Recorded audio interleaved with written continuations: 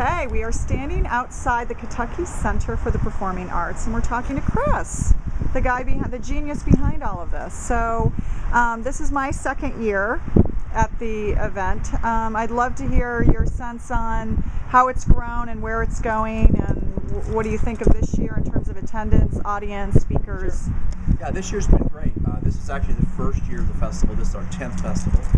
It's the first year of the festival that we've been sold out. So that was a very exciting turn of events for us. We've had great crowds all week long and have had just tremendous speakers. We wrap up this afternoon, and tonight is our last day on Saturday, but we've literally had thousands of people coming through the festival this week of all ages, from literally 10-year-olds up to 70 and 80-year-olds. And that's one of the things we're really proud about the festival. And what we've really tried to maintain is we call it an open source festival, in the sense that from the very beginning we wanted to create an event that was open to all sorts of people from all walks of life, young, old, people from different economic backgrounds, etc. Because we believe very strongly, first of all, ideas need to be discussed. For them to have value, they kind of need to collide, they need to move around.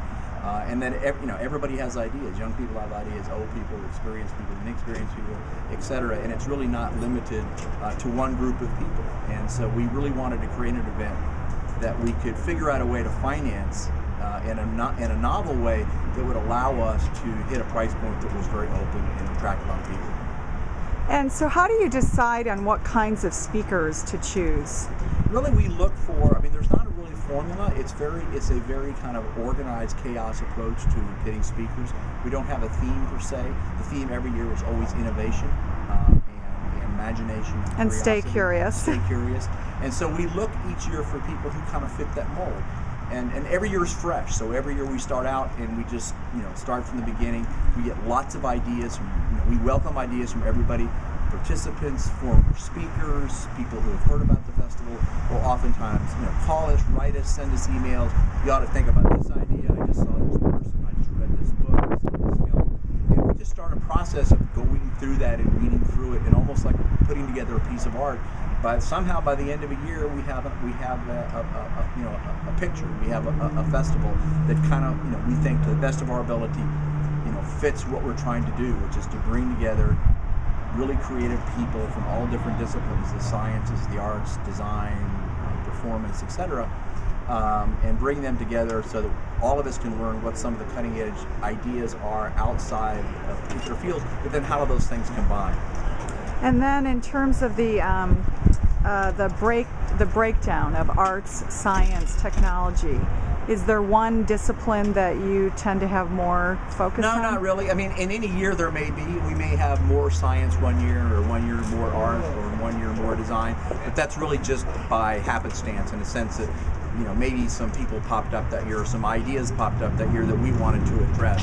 So there's a balance, but we don't have any formula for that balance. And there could be some years we actually may not have anybody in the sciences. It just may turn out that it doesn't work out. Generally, we'll have pretty good mix, but there's no specific formula that we use. I think what I really love about it is the diversity. We have someone who's actually doing Shakespeare and theater behind bars in prisons, and then we're hearing from a doctor in neurobrain surgery, and then the next minute we're hearing about someone who's trying to bring concepts of Finnish schools into America. So I know your particular passion is a lot around education, and that's one of the reasons why at an event like this you don't typically see so many kids. Right.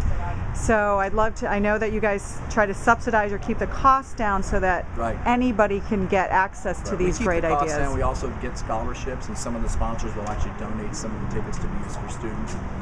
We feel very strongly we want a really healthy mix of young people here at the festival, because first, they add a lot to the festival. Some of the best questions are actually added by children.